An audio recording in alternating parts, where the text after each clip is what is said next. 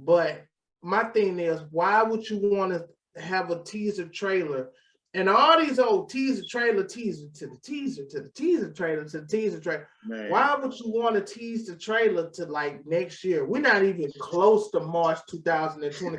It haven't even. It's still hot as hell outside. And nobody ain't saying Happy New Year. Now I can see. No. Yeah. Now I can see. Yeah. Okay, I can see that. All right, yeah. December something. Happy New Year. Okay, yeah. November. Oh yeah. But come on, man. It's still in the summer. Well, we're still in the summer. It's not even August yet. Yeah, man. But hey, man, I remember when Godzilla was the second Godzilla was in production, and my homeboy was like, man, they're not gonna come out with another Godzilla until 20 something. I'm like, God damn, man, we gotta wait so long. And now look at it. That movie's so old, they sell it in Walmart.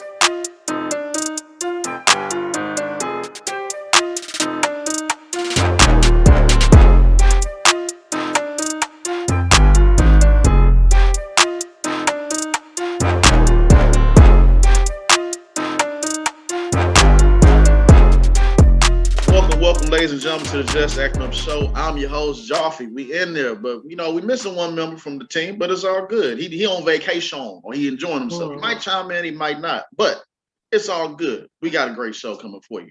Mike is in the building. What's up, Mike?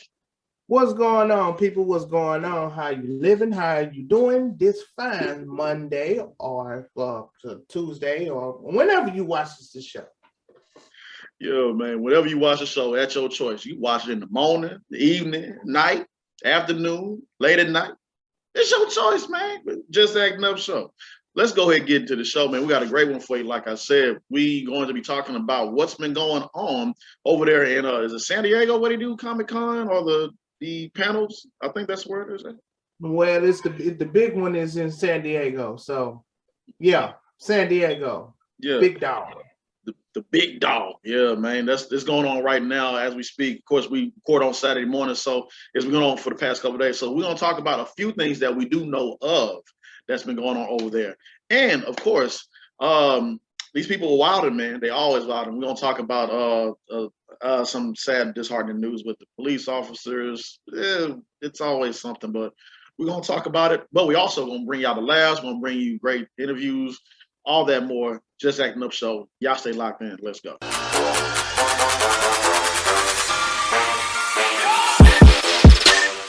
All right, ladies and gentlemen, we are on the big stage. We welcome you to the Just Acting Up Show. But before we get the show started, what we want you to do is to like, share, comment, and subscribe.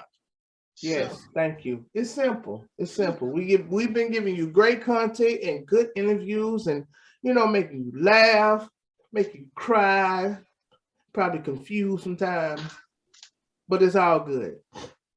So yeah, don't do that for your boys. Go ahead, man. It's simple and easy. That's it. Yeah, man. That's it, man. Easy stuff. But yeah, man, let's go ahead and get into this show real quick. So, breaking news. This happened recently. We had a feeling it was going to happen because we kind of sometimes you can just see where the situation is going. But Vincent Kennedy McMahon, the big boss, the chairman himself, has retired at the age of 77. Wow. Well, he made his money. He made his money. He made his money. That's an understatement. But anyway, I think he still got some stake in it, and it is what it is. It was to me, honestly, personally, I believe it is due time. It is due time for him to step down and let the kids get it, and let Shane or either Stephanie run it. Yeah. So, he has built an empire. And I don't know what these sexual allegations been going on. I haven't read into it too much, but I'm just praying for both parties. But do you think it's a sad way for him to leave? I'll say it's because I'm sorry, because you try to separate. First and foremost, I love that.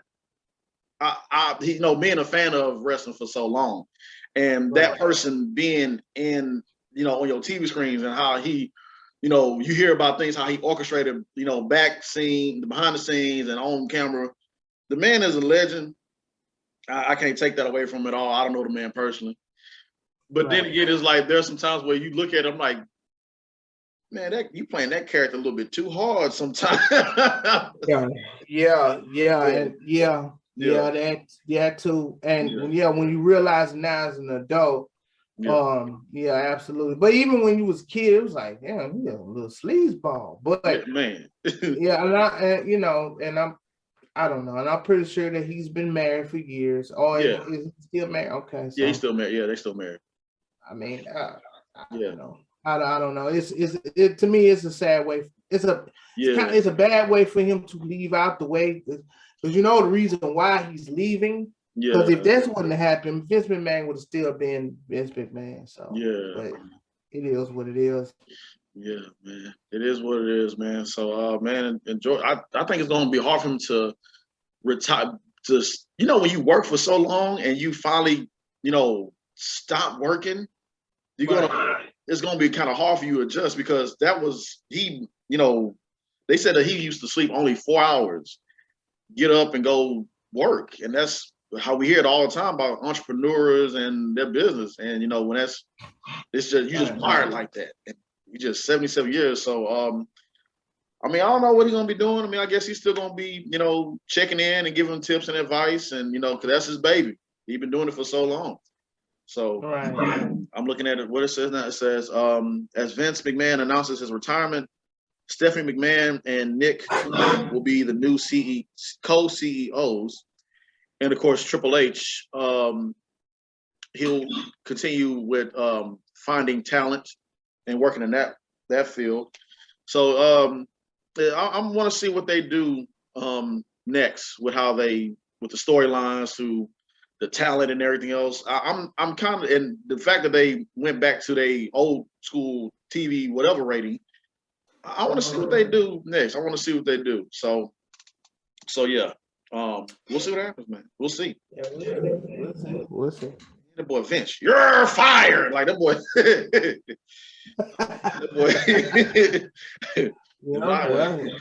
boy. He put the mirror in his face and said it to his own self. I guess this time.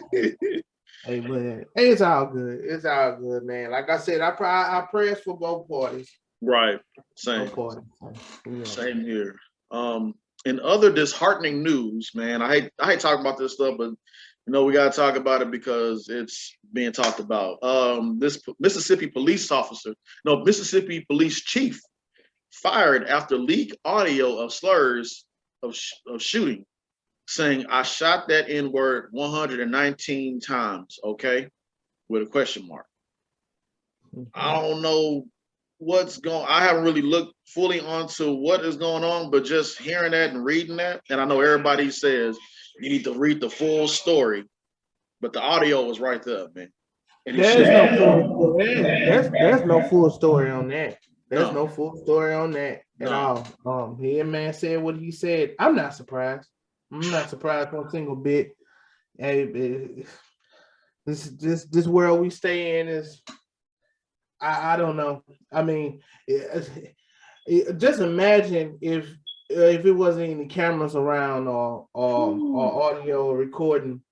Do you know how many murders and situations that wrongful imprisonment and all this been going on for years? It's just the cameras is out and the recordings is out. So this doesn't surprise me at all. It doesn't surprise me. They still putting drugs on people when they pull them over.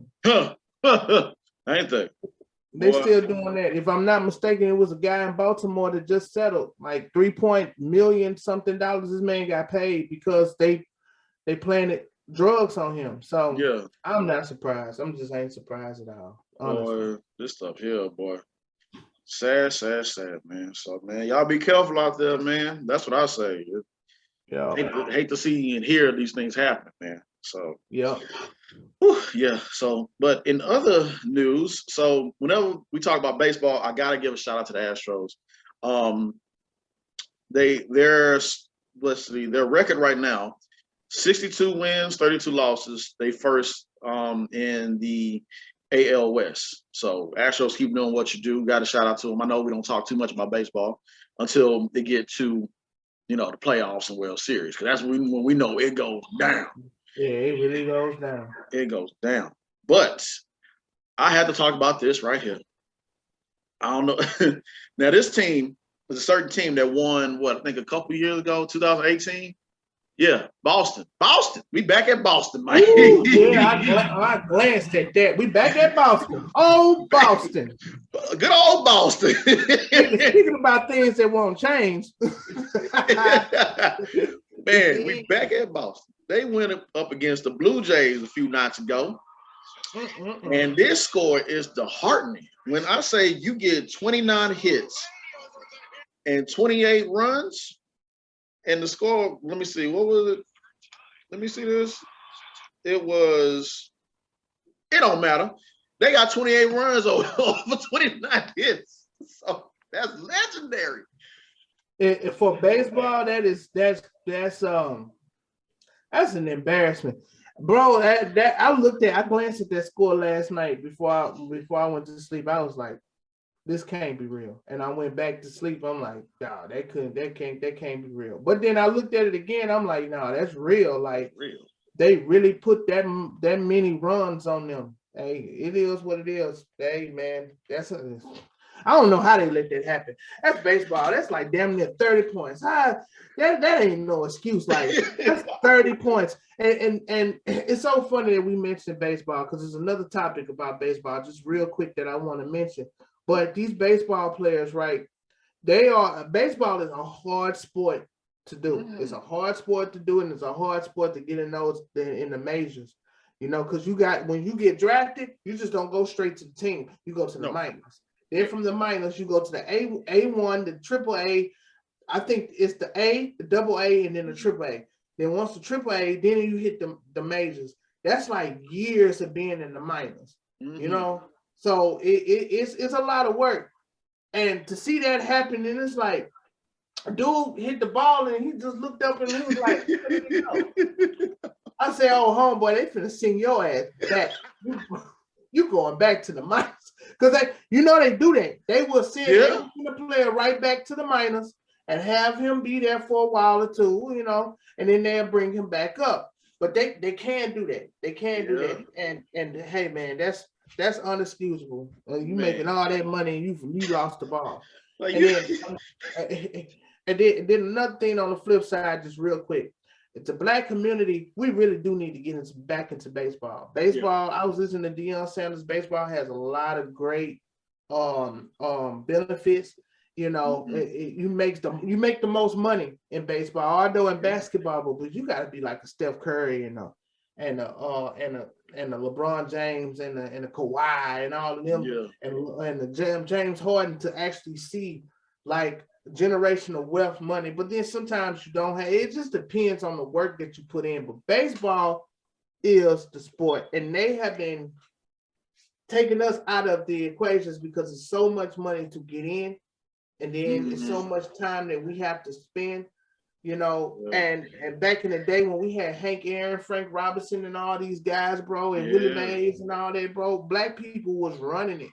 And now it's like down to 9%.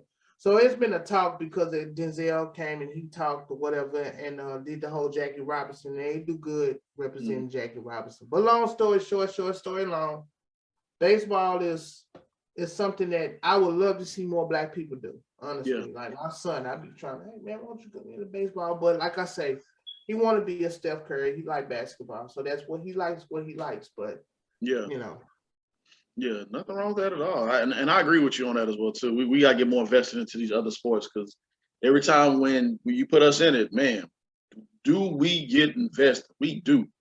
Yeah, we do. We do. And baseball is fun. It is fun. It is fun. It really is. My wife didn't want to go to the first baseball game that My job gave away tickets, Yeah. and we were sitting in some good seats. And Mm-hmm. boy, it was really fun. Mm-hmm. It's a good game to go to. It's like it's our pastime. So it's our pastime. It's not just their pastime. It's our pastime too. So man, Mm-hmm. I would love to see more black people in baseball because I enjoy watching baseball Yeah, it is good. in the postseason. I'm Ooh, sorry. man, I'm telling you, it'd be live, bro. The Same post, here. When we went that one time, I'm like, man, the show is better when you actually inside the Minute Maid Park. It actually is. So yeah, yeah, yeah. I agree, man. So yeah, man. All right, ladies and gentlemen, we're about to get into the big stage. So y'all stay locked in. No, not the big stage. I'm off. I'm off. Y'all get there with me. We are. That's all right. It's okay. That's all right. Yeah, That's all right. we gonna be all right. We gonna get into the critics corner. Critics Critics corner. corner. Critics Critics corner. corner. Y'all stay locked in. Just acting up show.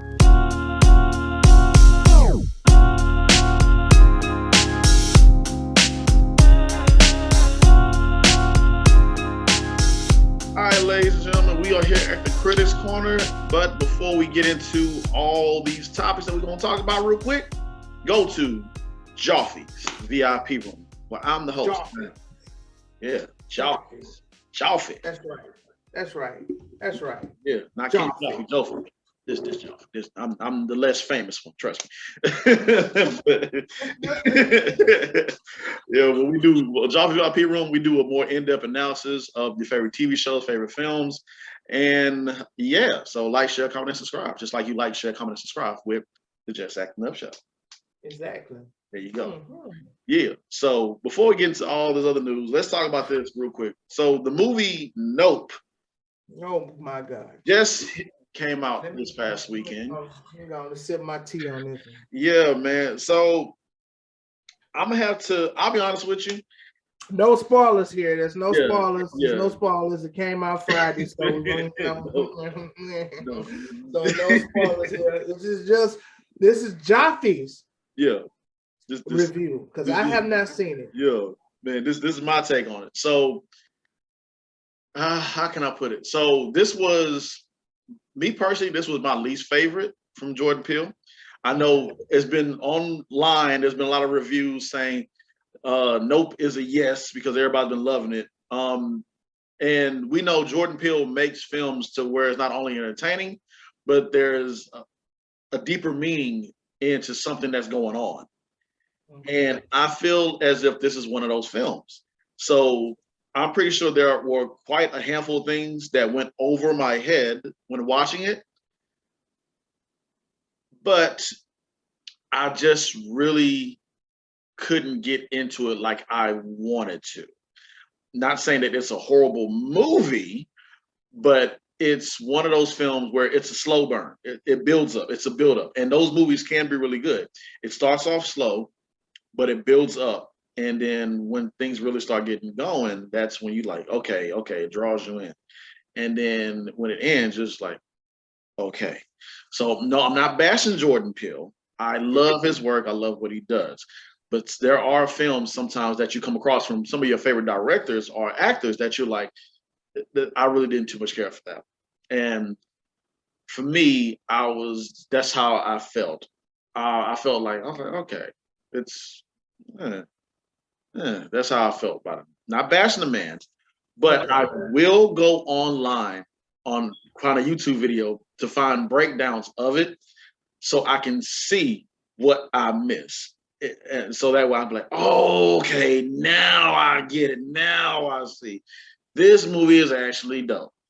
But so on Joffy's scale of 1 to 10, yeah, where do you rate it? Right now, we never did the 1 to 10, so I'm sorry if I put you on the spot. No, you good. Like I said, you're not gonna like everything that they do. I'm gonna give it a 1 out of 6. I mean, well, no, 1 out of 10. I give it a 6. I give it a 6 because I know that it's some good stuff going on in there, but it just really didn't pull me in like other things.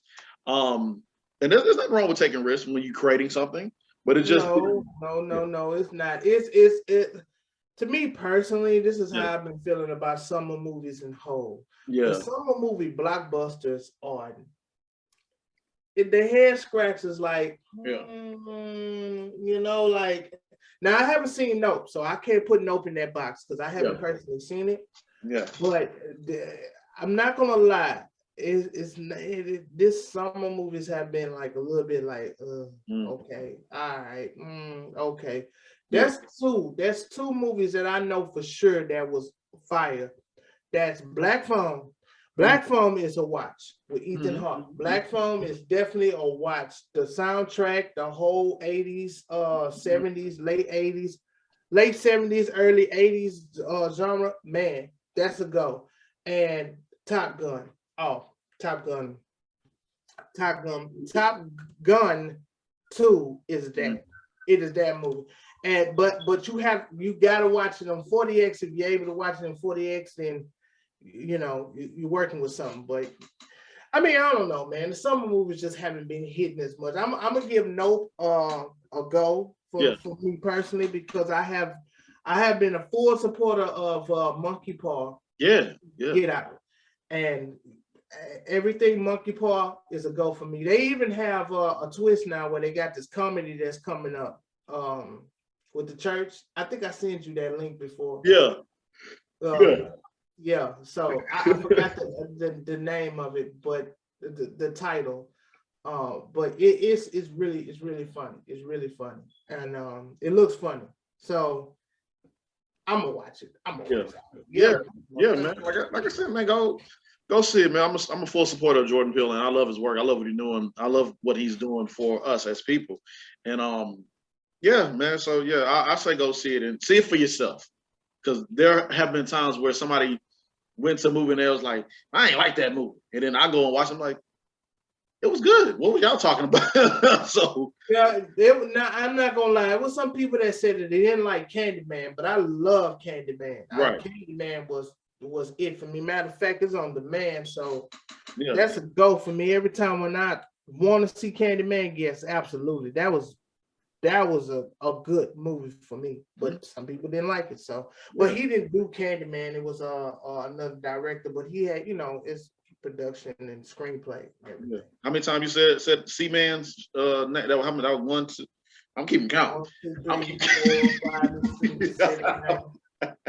See that door back there that cracked open a little bit more for me. Remember that scene in it? And what's the name when he peeked out that doorway in that bathroom? He was like, "Yeah, what came back?" Yeah, it's what I'm saying. It killed me on the first one when he killed that lady in the broad daylight in the middle of the day. Lord have mercy. I said, good Lord, boy. He killed that lady in the middle of the day and early in the morning. I said, dang, the boy said, man, I don't care. You getting this. You getting every last bit of work. You getting this word. Oh man! So moving on into other news. I'm excited. Okay, so right now, like we said earlier, they're doing the panels over there in San Diego, the Comic-Con and the Hall of all that, and X-Men '97. They said that it's coming out. That's a throwback, the X-Men of the '90s, where that was a classic cartoon, and they're picking up things where it left off, and they said Magneto is going to be the leader is going to take in charge of Xavier's place. For all those who don't remember the cartoon, Xavier went on to to where he needs to go on to. Spoilers, spoilers.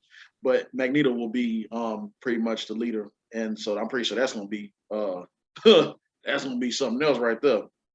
So looking forward to that, as well as the Avengers. They got some movies coming out. They showed everything that was coming out. Like Nova is coming out. The Avengers. It says Avengers, the Kang Dynasty, the Secret Wars.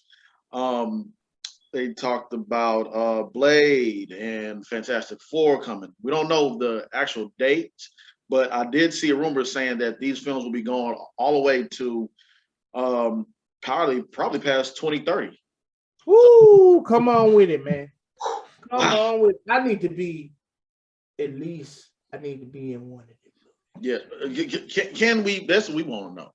I need to, that's 2030. So you do the math, 2030, I still be a young. Right. Yeah, I'll be in my 40s. Yeah. Yeah, I'm 40. Yeah. Yeah, I'm 40. Yeah, Hey, man. Yeah, man, don't cast me, man. Don't cast us. Cast us. Put us in something, okay? Something. Please. Something. Please. Nova and all of that, Blade and this and that and the third. And then they're coming out with another Avengers movie, you say? They got multiple. They even got Young Avengers. They got a lot of stuff coming out over the years, and it's just like, y'all gonna need some people. Y'all gonna need us. Y'all gonna need some people. So just like man. So yeah, man. I'm just looking forward to see how this whole thing goes. So I'm looking forward to see what happens with it and who will be cast as who going forward. Also, quick rumor. Somebody said that Juan Carlos Esposito. It's a rumor. That's my dad. That's dad right there. Yeah, man. They saying that it's a rumor that he will be playing Professor X or Magneto. Rumor. But the only thing that I can ask for Marvel to do. This is the only thing I can ask for Marvel to do, just for me, please. Please, Marvel. They already got the Punisher going around, right? And it's supposed to be the TV series. Okay, cool. That's cool. Can y'all please do Johnny Blaze, Ghost Rider? That's all I ask for. That's it. If it's gonna be a TV show, that's fine. But I much rather a movie. Yeah. Honestly. Like just do that for me. If they can do that, I'll be fine. Please. Please. Please. They coming out with everything else. Even Groot got a small story, 5 story, and they got Groot, the little Groot. Yeah. And you gonna be saying this is Groot throughout the whole 5 little shorts. I ain't got no problems with Groot, but come on, man. Come on. Even the tree. The tree got it. Come on, the tree even got his own show. Oh man! Shout out to Vin Diesel, because Vin Diesel, man. You can only ask God for parts like that, and if it's for you, it's for you. Yeah, true. I am Groot. That's it. Cut the check. I am Groot. I point. I am Groot. Like how many variants? Hey man, that's just saying, man. Hey, when you believe it, it's conviction. Believe it, man. Yeah, exactly. When you believe, you can achieve. Right. Oh man. And other quick news. So we, about, of course, The Walking Dead. They have this spin off the Fear the Walking Dead and everything. But we were all fans, hardcore fans, was waiting. When is Andrew Lincoln, aka Rick Grimes, gonna come back? Because we know. Oh, stinking Lincoln. Yeah. So they said that at one point in time they were saying they was going to do a spin-off film with Rick Grimes and Michonne or whatever. But here this came out. It said the 3 Rick Grimes movies are officially no longer happening, but a 6-episode limited Rick TV series will be taking its place, him along with Michonne, Denai Guerrero, which I'm all for it. I'm all for it. I want to see what happened. We all want to know what happened to Rick. Where is Rick? I mean, he was the Walking Dead. We want to see where Michonne left. For spoilers for all you who gave up on the Walking Dead or haven't been keeping up with it. Michonne left the group that she was with, which is with Daryl and Carol and all them, and she went on to go find Rick because she got speculation, seeing some clues. Well, he's been here. And she goes off to find Rick. So I want to see what they do with it. That's going to be, we'll see what's going to happen. They made an announcement yesterday at the panel. So we'll see what happens with that. So what do you think about that movie? Let me ask you this question. Is The Walking Dead officially done? Not yet. This is supposed to be, I think the upcoming season is supposed to be their last chapter. Because they got like 4 parts of the last season, right? Yeah, I think so. Like it's supposed to be like the original is about to end soon.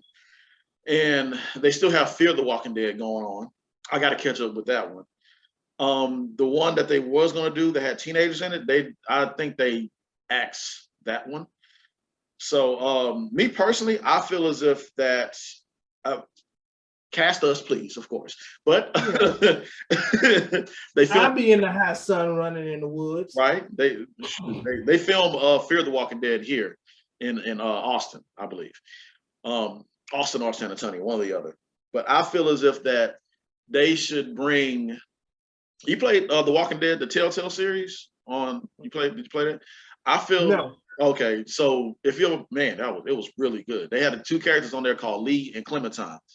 I feel as if they should add those two characters and a few other characters from that video game series into the regular show and just finish it off. That's just me. That's what I feel.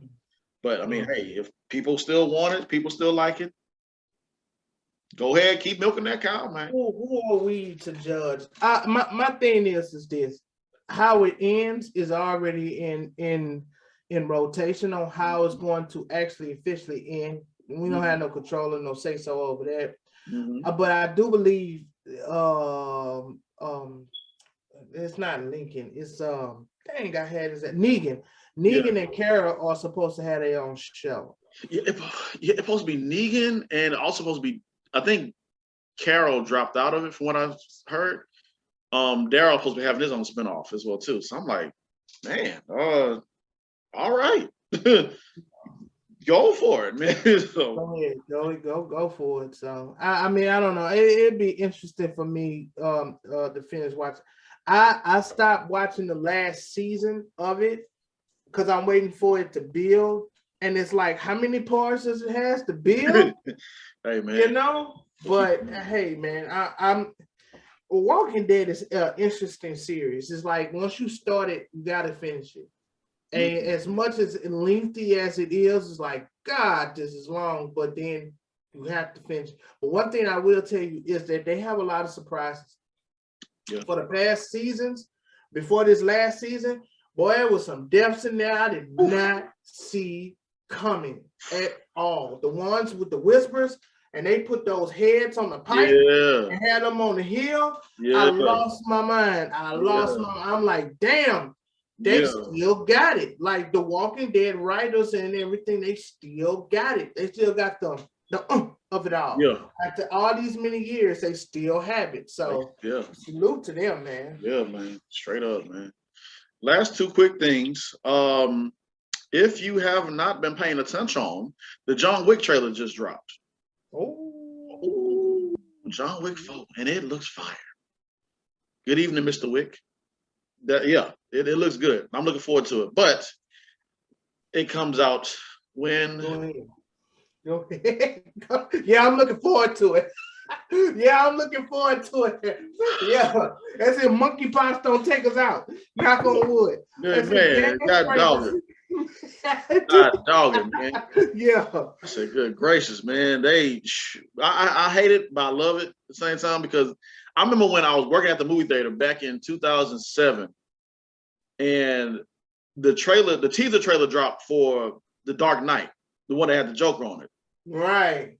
And I was like looking, I'm like, that's coming out? And I heard the Joker laugh and talk. I'm like, and it said 2008. And I looked at that, that teaser trailer, and I was just like staring straight face, like, after that movie, that's when I'm quitting. And I saw that movie for free. And the next week, that following weekend, that's when I quit that theater. 2008. I have to wait a year. I waited. Because I'm like, I'm not blind. Bro, I think it was longer for Dark Knight Rising. I think it was longer. After 2008, I think it was a longer wait for the Dark Knight Rising because it didn't. I think it happened like 2 years after that. Here's the thing about movies, right? And the way how Hollywood does these movies. I understand that you have to wait so long because there's a lot of production, there's a lot of things that go into it. But my thing is, why would you want to have a teaser trailer and all these old teaser trailer to the teaser trailer? Man. Why would you want to tease the trailer to like next year? We're not even close to March 2020. It haven't even, it's still hot as hell outside. And nobody ain't saying Happy New Year. Now I can see. No. Yeah, I can see. Yeah. Okay, I can see that. All right, yeah. December something. Happy nigga. Yeah. Okay. Yeah. November. Oh yeah. But come on, man. It's still in the summer. Well, we're still in the summer. It's not even August yet. Yeah, man. But hey, man, I remember when Godzilla was the second Godzilla was in production, and my homeboy was like, man, they're not gonna come out with another Godzilla until 20 something. I'm like, God damn, man, we gotta wait so long. And now look at it. That movie's so old, they sell it in Walgreens now. Now look at you. Now look at you. Now look at you. God dog. Yeah. Yeah. So my goodness, man. So we gotta wait and wait. Anyway, well, when Blade coming out next summer, huh? I believe so. I gotta look at the list again and see when exactly is Blade coming out, man. Because it's like we gotta wait for everything, man. Yeah, we do. It seems, you know what? It seems like this summer took a backseat, but it's like 2023 gonna be the summer. Yeah, I think so too. Yeah, man. So, and to close this segment off, Mike, how much would you spend money to see somebody? What you mean? I mean, as far, well, let's go ahead and say this. So these people are paying to see some celebrities, and we go to their their Comic Cons and everything else. When you say see somebody, you meant you see somebody like. Oh. Let me clean that up real quick. Okay. You said that. You say see somebody, like okay. See somebody. Oh, what you mean now? Like, hold on. Here at the Just Acting Upshow show, we do not solicitate prostitution. We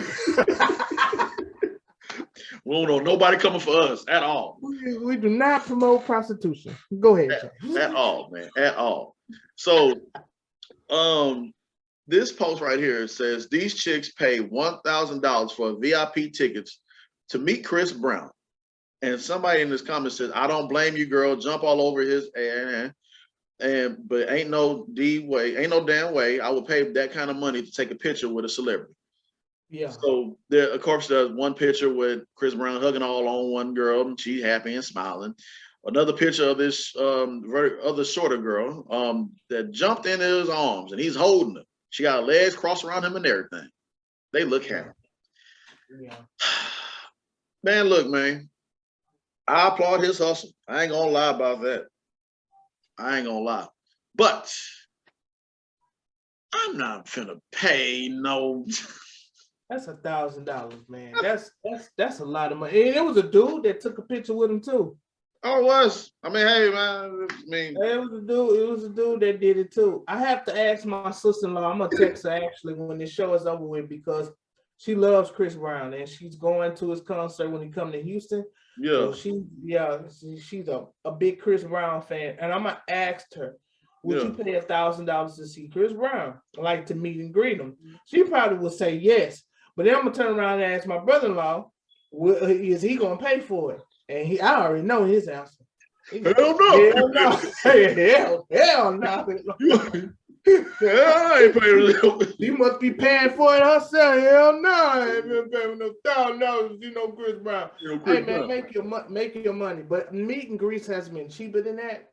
That's what I'm saying. Like at Comic Con, you pay like there are times where you pay like probably $200, probably I heard maybe $500, maybe cheaper than that. But I'm just saying, it's like, no, man, that ain't it right there for me.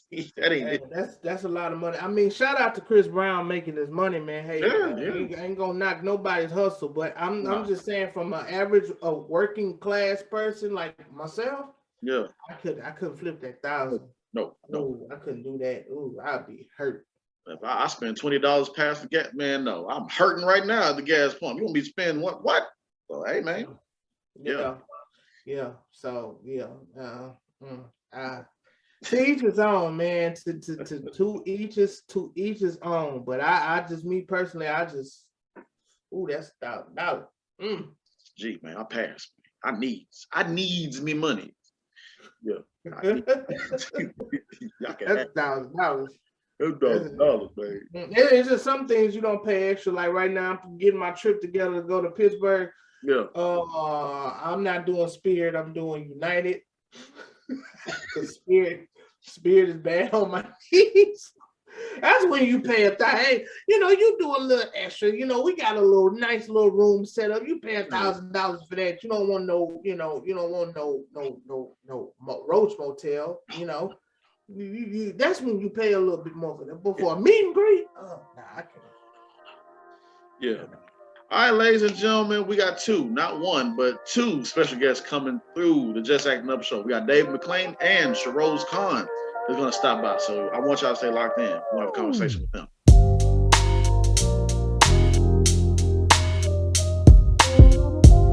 All right, ladies and gentlemen, we got two special guests here on the Just Acting Up show. Round of applause for Dave McClain and Shahroze Khahn. Thank you, gentlemen. Thank you. Great to be here. Thank you. For sure. Hey, man, thank you. If my voice is a little bit on the hoarse side today, you'll have to forgive me. I am just getting over the COVID. Yeah. Oh, man. Yeah, I just saw that, man. And how you feeling? Mm-hmm. Are you? I mean, I know you. Actually, I'm feeling great. I'm feeling best I've felt since before I started having symptoms. Yeah.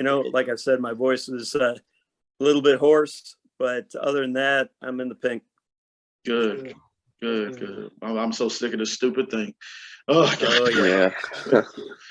so sick of it. But man, well, before we really get into this interview, we want to tell both of you guys happy belated birthday. Again, I know you both. Thank you. Yeah. When was your Shahroze? It was on the 18th, so on Monday. Okay, mine was the 5th, just a couple of weeks before that. Yeah, man. July is the best month. Absolutely. Some of the best people I know are born in July. So you hear that, James, right? That means May and September is out of there. I guess we are. Not at all. Both my kids were born in September, man. Okay, well, we're good then in September. Yeah, we're good. We're good in September. May, I'm just the odd man out on this one. Yeah. Oh, my God. Well, my brother's born in May, so I'll give you something there. There we go. It works. Give some love for me. It works, man. What, Shahroze, what did you do for your birthday, man? I mean, nothing too crazy. A few of my friends also have July birthdays, and then we decided instead of doing like separate dinners for each person, we just did like a little group thing, just a group dinner. So got it out of the way, But it was fun. Nice. So yeah, nothing too wild. Good. Sometimes those are the best birthdays too, where you just simple and just enjoy friends and family, man. So that's good. Yeah. Good. I mean, there was a rooftop on the restaurant we went to, so like we went up and like we pretty much took over the whole rooftop. That was fun. That's always fun. Dave, what about you? What did you do for your birthday? Well, I had kind of a belated birthday celebration this year because my family had a trip planned to Las Vegas. So we were out there from the 9th to the 12th and had a birthday dinner for me at Sinatra, which is a 4-star restaurant in the Wynn Encore complex. We've been there before, and it's a beautiful restaurant, great food. We had a real nice time there as well. Nice. Man. Yeah, I would have liked to say I brought home some roulette winnings from Vegas, but I'm afraid all we brought back is COVID because my wife started feeling symptoms during the trip. She tested the night we came back. She had it. Mild symptoms, thankfully. We're both double vaxxed and boosted. And I tested negative 5 days after she was testing positive, but then a couple of days later, I was positive. But fortunately, my symptoms were even lighter than hers. I took Paxlovid and another medication the VA hooked me up with, and it started working almost immediately. So, yeah, I'm feeling actually a lot better than I even sound right now. Good, man. Well, glad that you're feeling better. Glad you're feeling better, and I'm glad you were able to enjoy both of you to enjoy your birthdays, your born days, man. So yeah, thank you. Yeah, I appreciate that. No problem, man. So let's go ahead and get into it. So this is the same question for both of you. What got you started in this crazy world, this journey of acting? Well, Dave, we'll start off with you. Well, like most people, I started off in theater. My first play was in 1981. I'll let you do the math on that. School plays, and then it continued with community theater into adulthood. Even while I was in the Army, I did Army community theater. Won some awards along the way. Got to perform at the National Theater Festival once because one of our plays won its region in the American Association of Community Theaters. And then I got a little bit into writing and directing some church plays and videos, a bunch of other things like that. And then I just got too busy with life. I was raising 2 kids as a single dad. I was trying to finish up my Army career strong, had 3 deployments towards the end of my career. And then when I got out of the Army, I told my wife, everybody's like, what are you going to do in retirement? And I said a couple different things. But I told my wife I wanted to try and transition into screen acting. And she was supportive.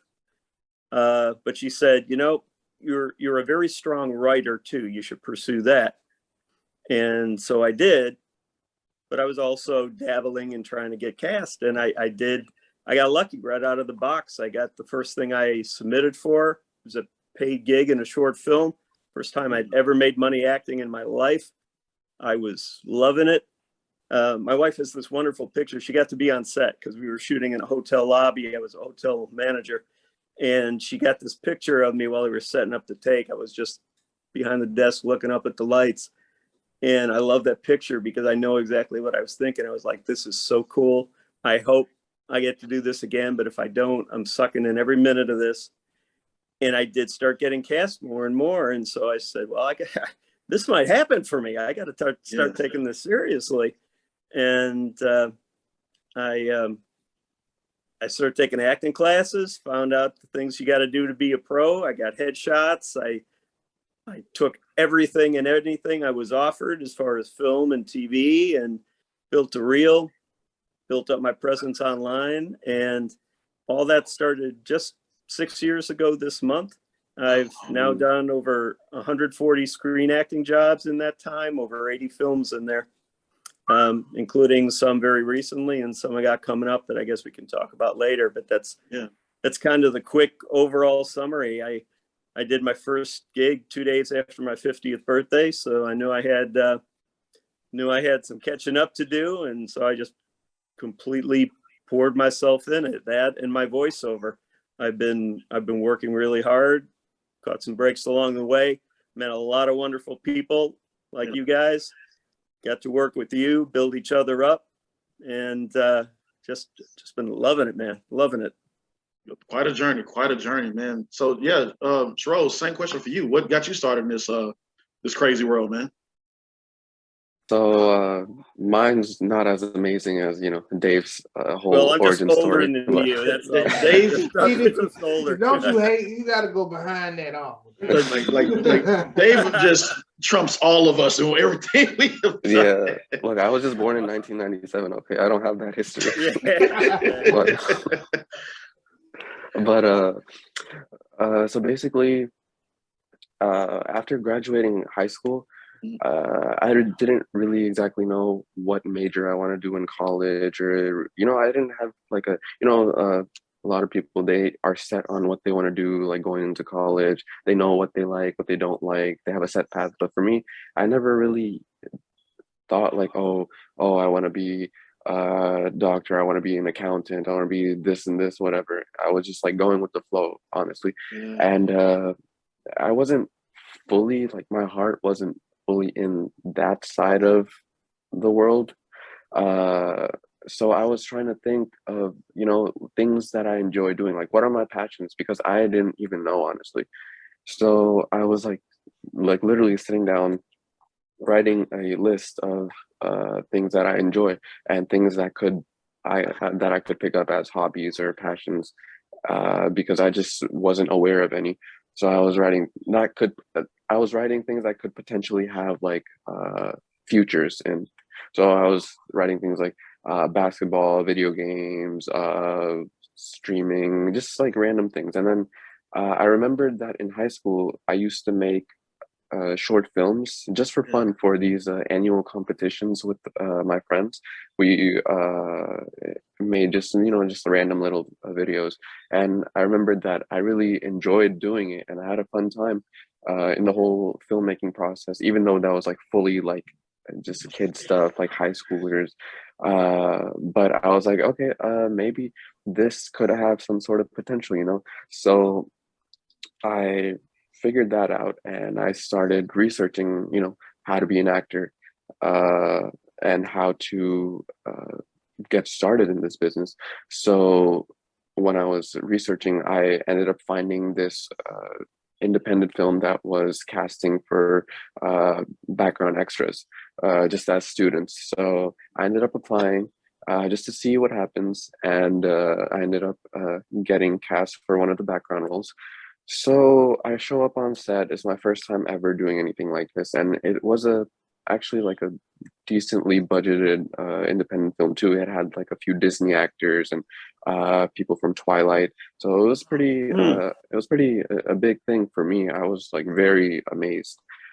So we get on set, and I'm just supposed to be like one of the students in the background, like standing around. But when the scene comes up, the director pulls me out randomly, and she's like, "We're gonna give you a featured scene." And they made me like stand right by the two main actors, and it was like some slow motion like hallway scene. So I basically ended up getting like full screen time. And the next day I came back, and that ended up happening again. Like the director pulled me out, and she made me sit right by the main actors. So I got screen time, and I got like bumped up basically. So after that happened, I was thinking like, wow, like this is my first ever like job, and I'm getting like bumped up. So basically I took it as a sign. I was like, you know what, like if this happened already, like what might happen like going forward? So why not give it an actual chance and actually go for it? So from then on, like I took that sign, and I just decided like, okay, I'm gonna pursue this, because I did really enjoy it. Like it was something very fun to me. So that's what something also that was attractive about it. So I took that, and I just ran with it, and I just started building up from there, and just trying to improve myself, and that's where I'm at now. Still building myself up, doing the best quality projects, and getting the most opportunities as I can, and just going after the dream. Well, I've had the pleasure of working with Shahroze before a few times now, and I got to tell you, he's great on set and just a wonderful guy to hang around.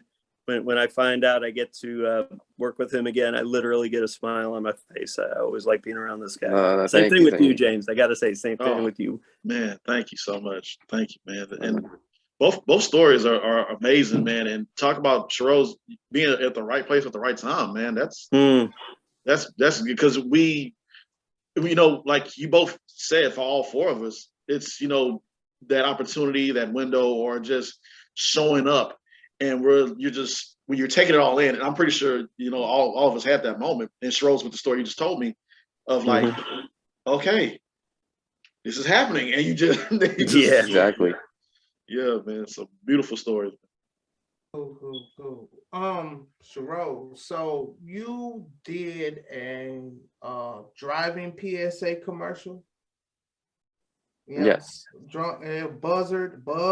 What was it? A drunk driving awareness commercial? Yeah. Right? So it was basically like a PSA type commercial, but more like a little comedic. But basically, it was about how you shouldn't be drunk driving or buzz driving. One of those like ad types. So, but that was cool because it was airing on NBC and Peacock and like ESPN, and it was a national commercial. So it was pretty cool because sometimes I would turn on the TV, or if I'm watching like a game or Peacock or anything, and it would just randomly pop up, and I would have like friends like send me videos like, oh, like we see you, like that's crazy, like.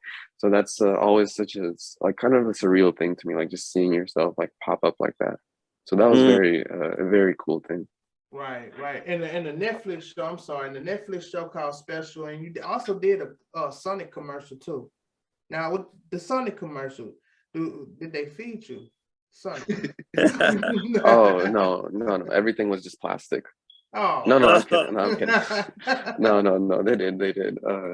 Yeah. I mean, honestly, they were like, whatever you want. Honestly, the whole menu was just like, oh, you want it? Go ahead, just tell them. So that was really cool. I didn't need to, I didn't need to get lunch that day or like bring lunch or anything. Can you come back? That's the real question.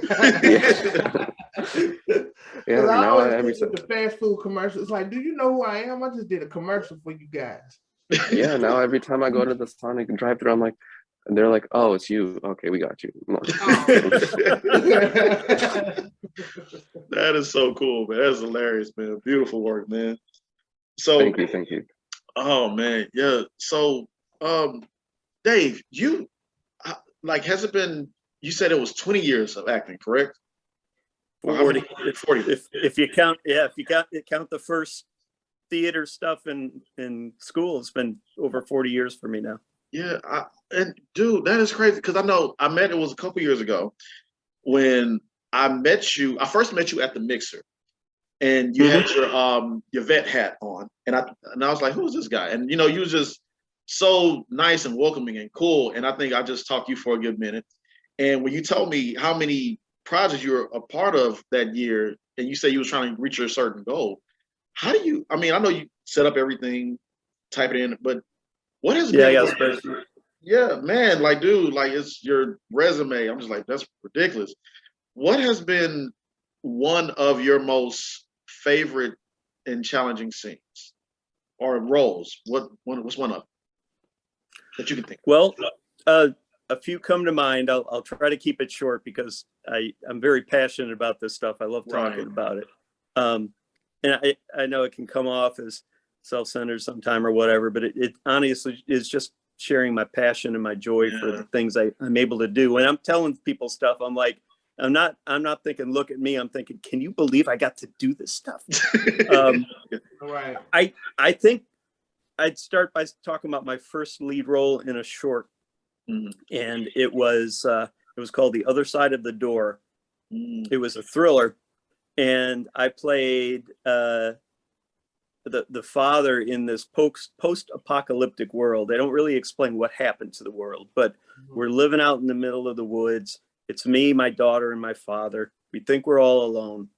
And then some weird stuff starts happening. We realize there's somebody else out there and we're scared. We don't know who it is. And it turns out the person on the other side of the door was a little boy who was also on his own. Wow. And what was great about the shoot and so challenging about it was we were living in the middle of the woods. So we were out in the middle of the woods 3 solid days up till then, and the longest I'd ever been on set. And we were cold, we were wet, we were hot, and sweating, and I was loving every minute of it. We were dirty. First thing I did after I got on set, I got in the costume, and the AD's like, okay, I got to dirty you up now. And she's rubbing dirt on me and everything. And that short went on to win first place in its festival. Wow. So, nice. you know, since I was the lead, I think I must not have messed it up too bad is the way I look at it. I'm not saying I'm why they won. I'm saying, okay, I must have done my job okay. Yeah. And then, not to be too salacious, but another role that I considered a real win and I'm very proud of was a naturist comedy I did in 2020 that was called Disrobed. And naturism is a lifestyle in which people just do everything else everybody does that they can in public, but they're not wearing clothes. And this was a Zoom movie shot actually over Zoom because it was 2020 and our cast was scattered all over the country. And it was about a naturist family meeting their new son-in-law for the first time. And he did not know he was marrying into a family of naturists. And his fiance, my daughter, springs it on him at the last minute And so he's expected to disrobe like the rest of us and act like he's one of us because she has told us that about him. And so it's a comedy that centers around his uncomfortability with the naturist lifestyle and us trying to make him feel more comfortable. Then when, of course, it's revealed that he's been lied to and how uncomfortable he is, there's some healing that has to take place there. There's, in case anybody's not familiar with naturism, there is nothing sexual about it. And believe it or not, there's nothing sexual about the film. You do see us all full frontal at times, but it is a family. And one of the best comments we got from audience members, it had several online appearances, pay-per-view. And I remember one person wrote, halfway through, I forgot everybody was naked because I was just so into the story. Wow. And that was what it was meant to be. It wasn't meant to be something to excite people. It was meant to be something to introduce people to a different way of life, and a way of life that is real for many, many people around the world, and to have an entertaining family comedy. And honestly, that's what it was. I'm hoping that gets a wider release going forward because it has had a lot of positive feedback. And then the one I just finished, I'm also very proud of, not out yet. It's called Aged. It's the biggest role I've had to date. It's a horror feature, AGED, in case I didn't pronounce it well. I play a guy who's desperate to try to hire just the right housekeeper for his aging mother who lives alone. See, I got a family of my own. I don't live with her, and I've been taking care of her. I need somebody. And so I get this young woman to take the job. And because it's a horror movie, soon after she shows up, weird stuff starts happening. Of course. And I don't want to give too much away, but I will tell you this. It's got a wicked twist ending that I guarantee you nobody is going to see coming. But it's not a cheap twist. We've seen those in horror movies. You know, you get the twist and you're like, what the heck? Come on. Yeah. When you see this twist, it's one that makes total sense. As soon as it happens, you're like, oh, that's what was going on the whole time. And he's and hers and she's and this. And it's wild. And we have a great cast. It is going to get out there on some kind of streamer because Gravitas Ventures has already picked it up as a distributor. They've supplied some of the money. They've given the director a little bit more money so we can do reshoot a couple scenes that he wants to just make a little bit better. Right. And we're hoping it's going to be out in time for Halloween, but because of the reshoots, I can't guarantee that at this point. And I got 3 or 4 features coming up this fall we can talk about later if you want. But you say, which roles are you proudest of? I'd say probably those 3. And one that I probably would have added to the list if it hadn't fallen through is I got cast to play Charles Manson in a short film. Oh, wow. Shit. And that's how I got the beard. See, most of my acting career so far, I've sported a goatee. Yeah. Well, when I got the Manson film, I grew in my beard and I had a full Manson beard, all kind of crazy shit. I even got some headshots with it just to memorialize it. I was on the hook for that for a year until the director finally gave up finding his perfect location. And all that work, and you know, I worked hard on my Manson impression. I got the role. I was ready to go. But in the time I was waiting to do this thing, I had the beard and I was still getting bookings. And people were telling me, I like this look for you. So I just trimmed it back to look at less crazy. And at least for the time being, I'm keeping the beard. Anyway, sorry, that was probably a longer answer than you liked. No, That's like I said, I'm passionate about this stuff. So, yeah. you know, if you want to talk about the upcoming projects later, that'd be great. But I need to take a breather and let Shahroze talk, for goodness sake. No, you're good, man. No, you're good, because that was going to be my next question, or our next question for Shahroze too. And that's amazing. We know both of you done some amazing work, and you know, like wow, that's awesome, man. And you know, well, Shahroze, same question for you, man. What's the most rewarding and challenging film or project you've been a part of, man? Well, I'd say honestly, a relatively recent one. It's called Above the Ground.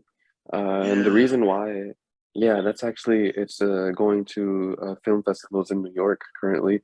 So looking forward to that. But the reason why is because that it was also during COVID. So, and it was a small like skeleton crew type. So it was very, you know, we were doing a lot of the research for it and the work for it ourselves.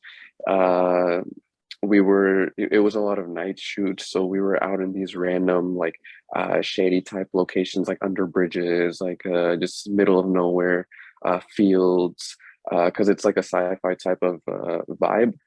So it took, and there were a lot of like reshoots for it, a lot of things, you know, in like filmmaking, a lot of like things happen, you know, like Yeah. scenes they mess up, like audio files don't get recorded. It's just things like that.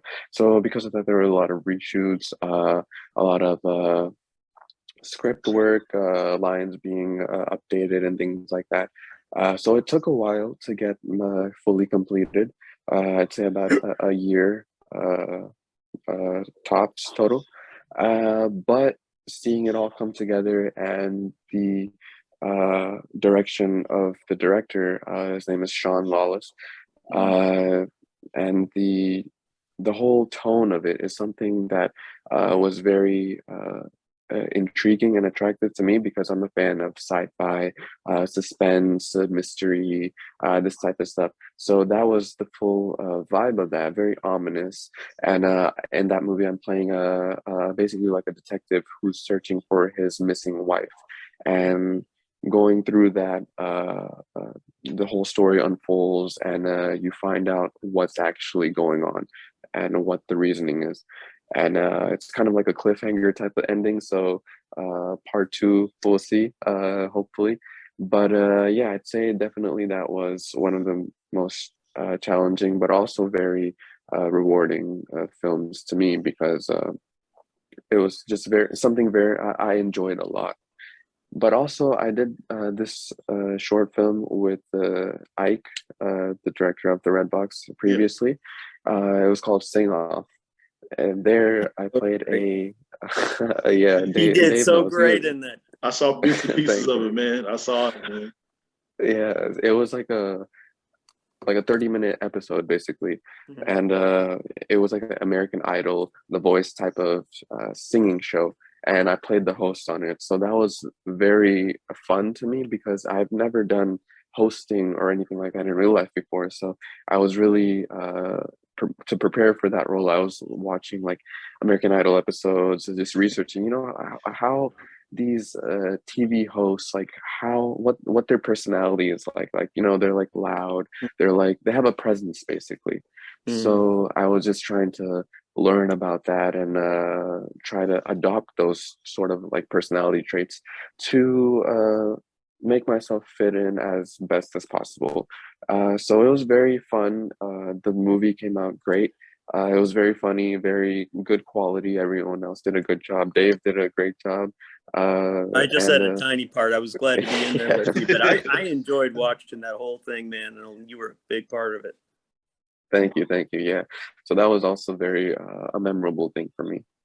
Yeah, good, man. Oh, go ahead, Mike. Well, I have just a simple question.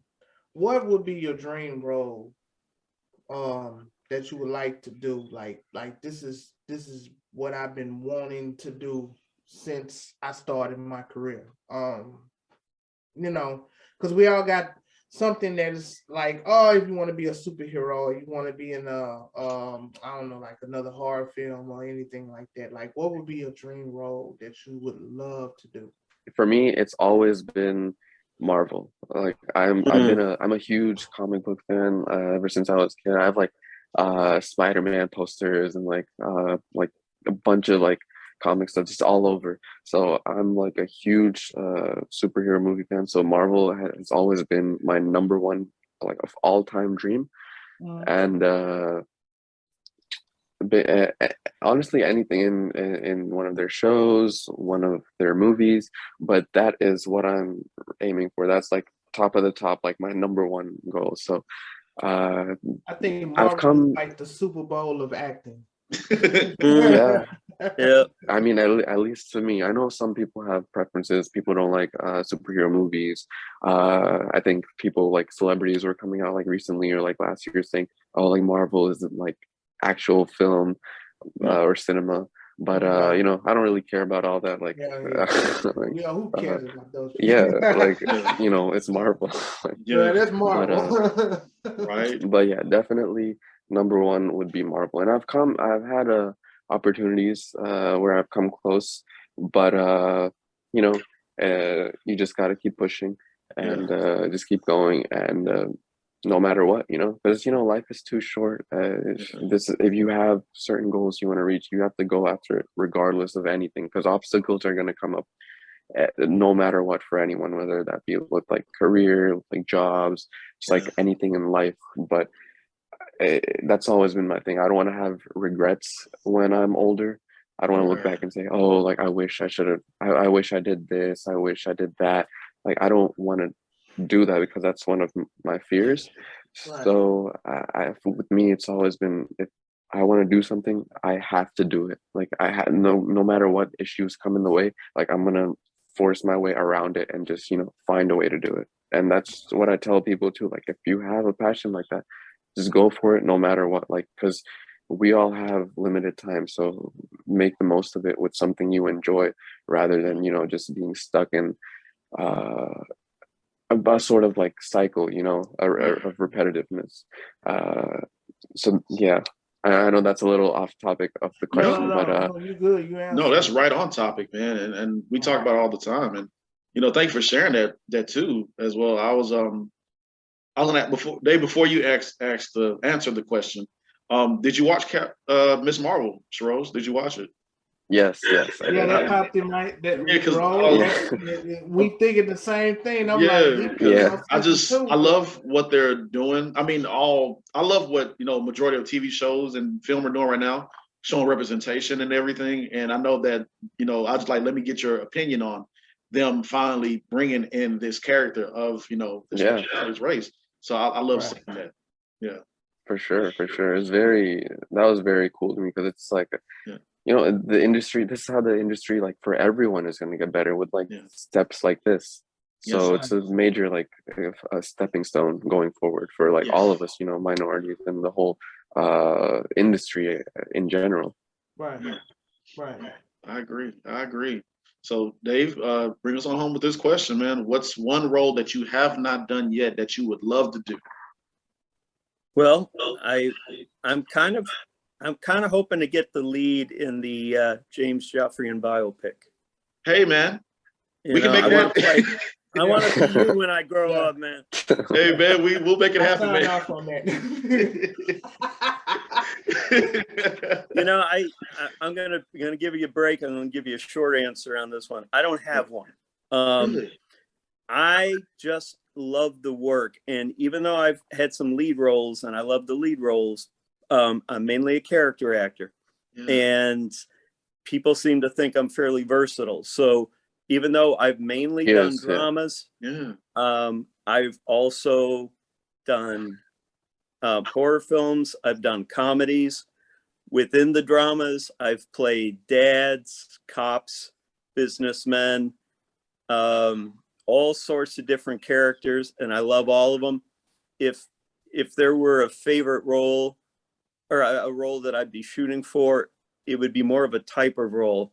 Even though I love the comedy and the horror and the villains and all that, I want to play the kind of role that breaks your heart, the kind of role that touches people, that makes them think, that makes them want to be a better person, that wants to make the world better.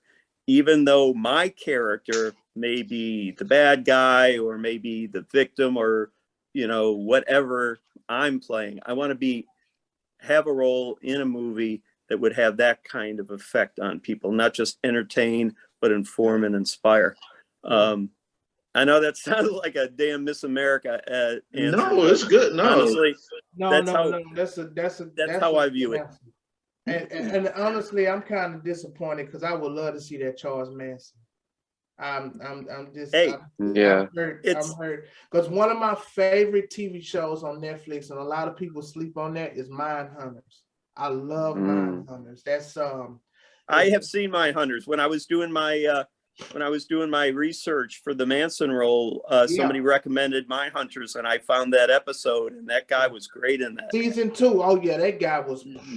Yeah, he was spot on. Right. Yeah, but mine would have been a little bit different. I'll say would have been, because it still could happen someday. The guy still likes me for the role if he ever finds the location he's looking for.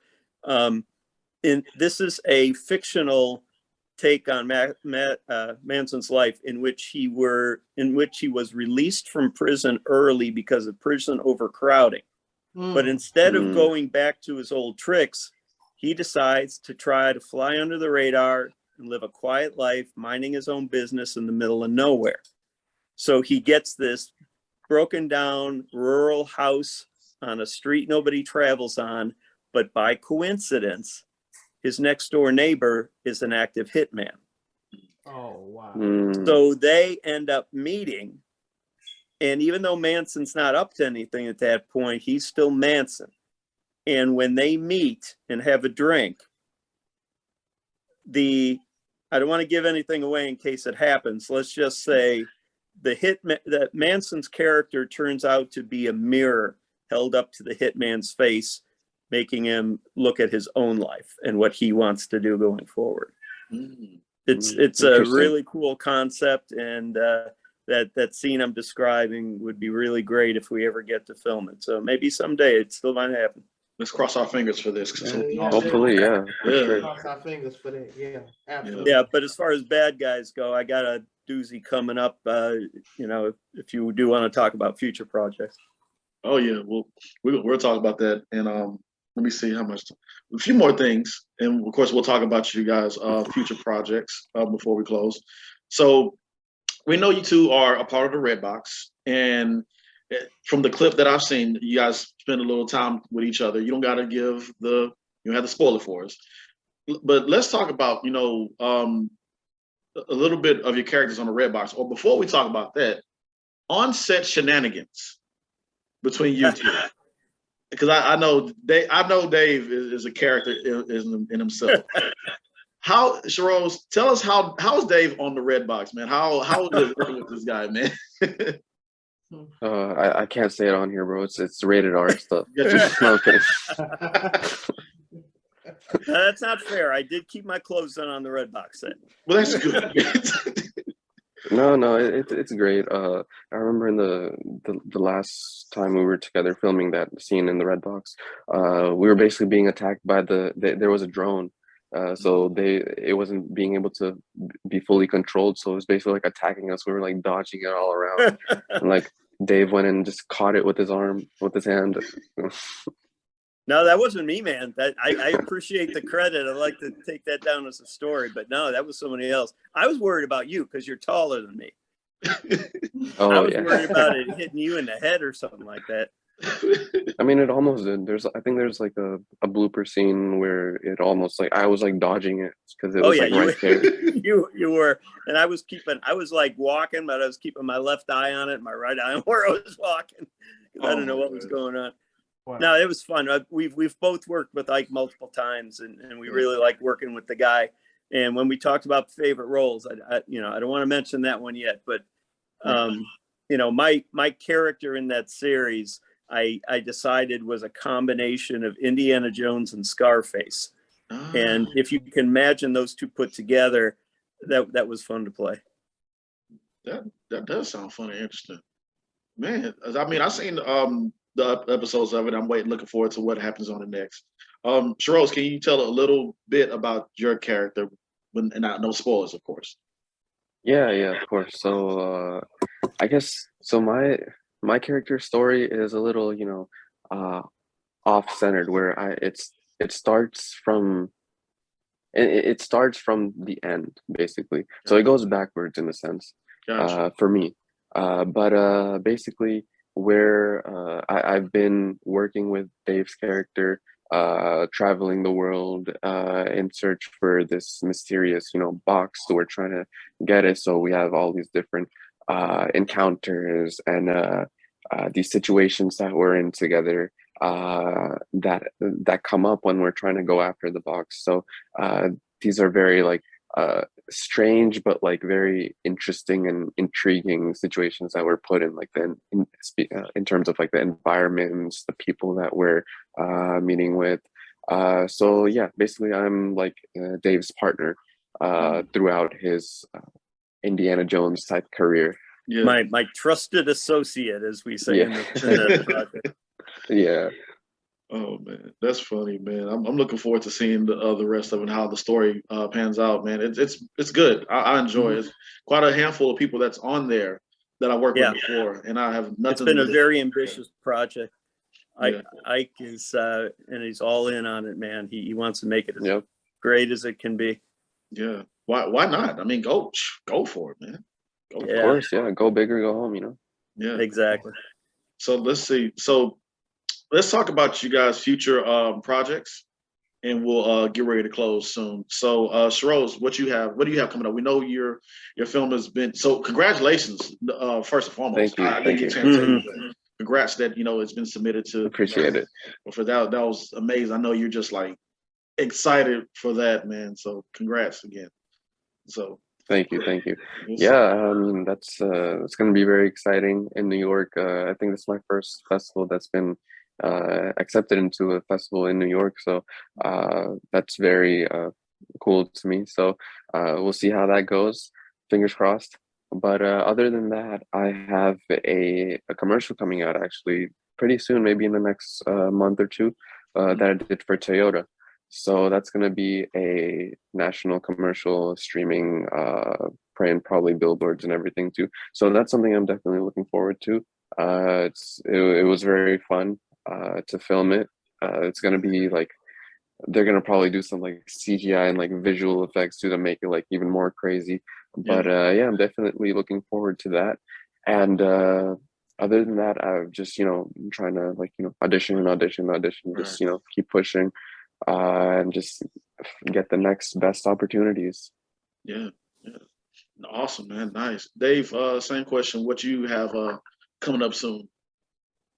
Well, I'll make it quick. It may be as many as 5.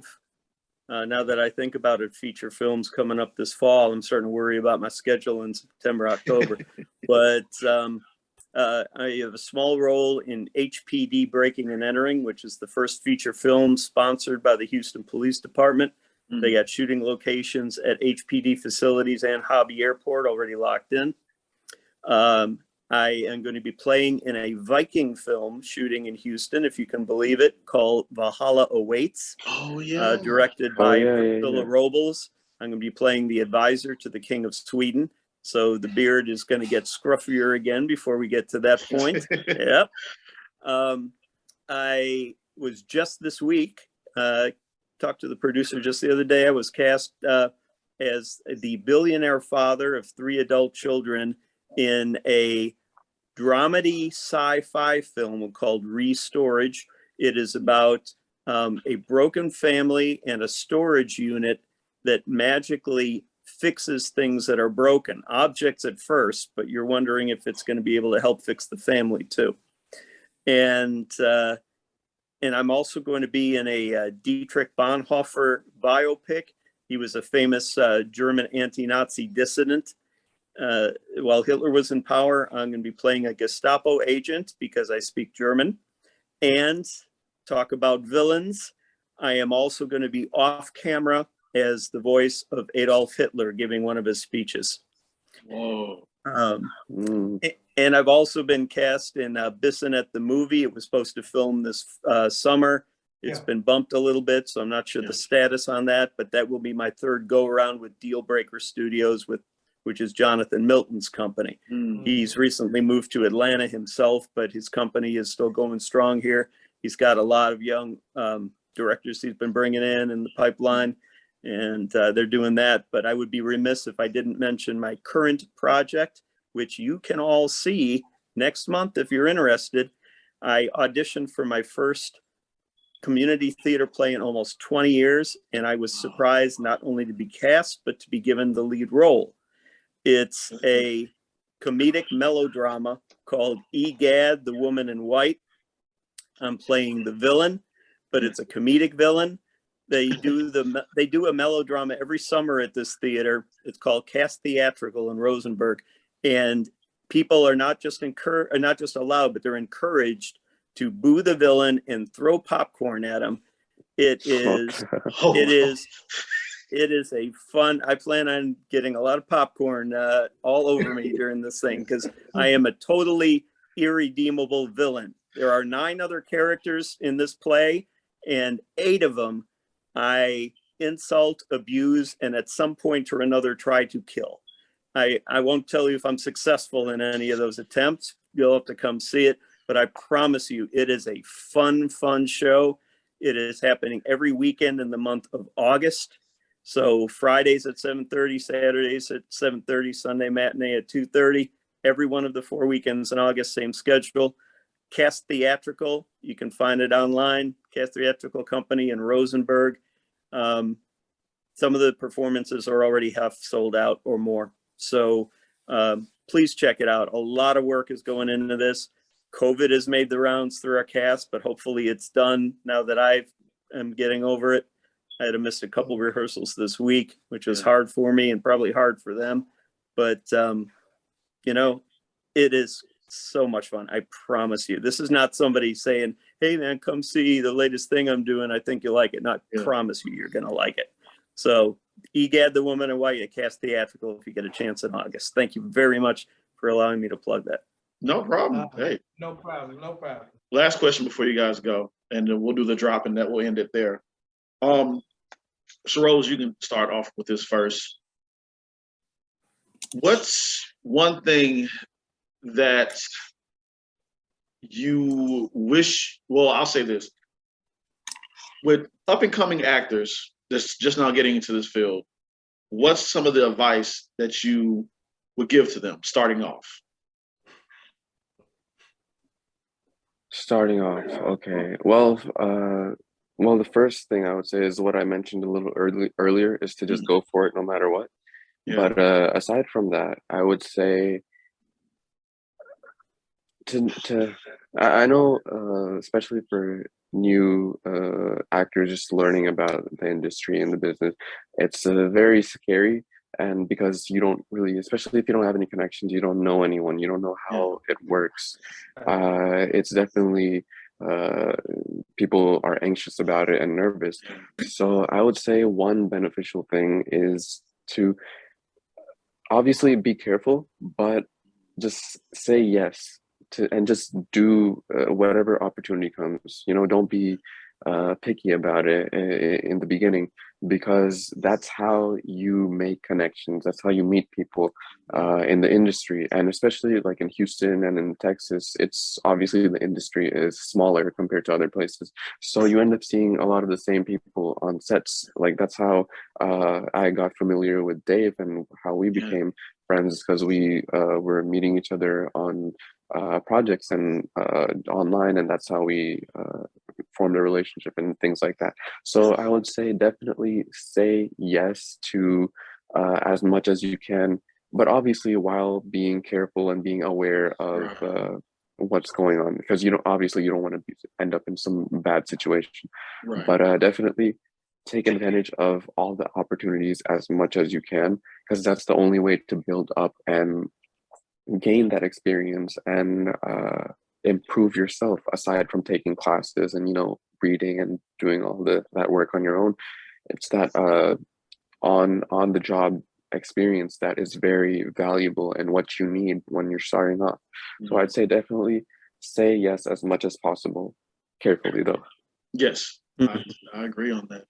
Dave, bring us on home, man. What's something that you wish you would have known first starting off that you do know now? Well, first of all, that's great advice, Shahroze. I would agree 100% with everything you said, and I will not repeat it. I will simply say, from my perspective, what I emphasize the most. You know how they say, how do you succeed in real estate? 3 things: location, location, location. I say, if somebody says, how do you succeed in acting? I'd say 3 things: training, training, training. like I said before, when I started booking a few roles on my own, I guess on the strength of the theater experience I had because I had been doing some acting, you know, I knew that wasn't enough. And I knew I had to get serious and get myself in classes. And I've been in classes almost constantly ever since. So that's 5 years now. And I've been to several different, you know, acting coaches in Houston. I do some online. I know it costs money, but there's just no way around it at some point. Yeah. Like they say in anything, you got to spend money to make money, and it's a journey and it takes time. So find some, you know, look online to get some acting training if you are totally broke right now. But at some point, you got to get your butt in the class. You got to suck it up and spend the money. And then you got to suck it up and spend the money to get some headshots, professional headshots. Yeah. And like Shahroze said, I won't belabor it, but I say when I first started out, if I can say this word, I was an acting whore. I took everything and anything, whether it paid or not. Then I got to the point where I had enough going on that I was able to say no to some things. And then I was saying, I'm not working for free anymore. And that doesn't mean I've made it. That just means I'm moving forward in my career and I know my value now. But you got to keep working on it. I don't care how good the jobs you're getting are. I don't know how good you think you are. Nobody ever has it all figured out. Top 3 things, just to summarize: train, work hard, and be a good person to work with on set. Oh, and the 4th thing, have professional presentation with headshots and reels and online presence. But you got to be a good person to work with.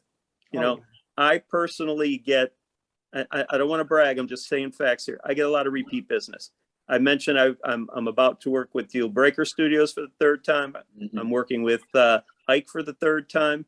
I've had others work with me again, refer me to their friends who have hired me, sometimes without an audition. That does not mean I'm a great actor. It just means people like working with me. I try to be a team player on set. I have fun. I know when to cut up. I know when to shut up and get serious. And, you know, I've heard people say it kind of bluntly, don't be an asshole. And that's a big part of it. Be on time, be prepared, be serious when you have to be, focus on the work. Don't just be in it for yourself. Yeah. You know, all of those things that make people want to work with you, because especially in a place like Houston, huge city, not a huge film community. Your reputation will precede you. And I'm sure you can find some people out there that might say some uncomplimentary things about me, but it's not too many.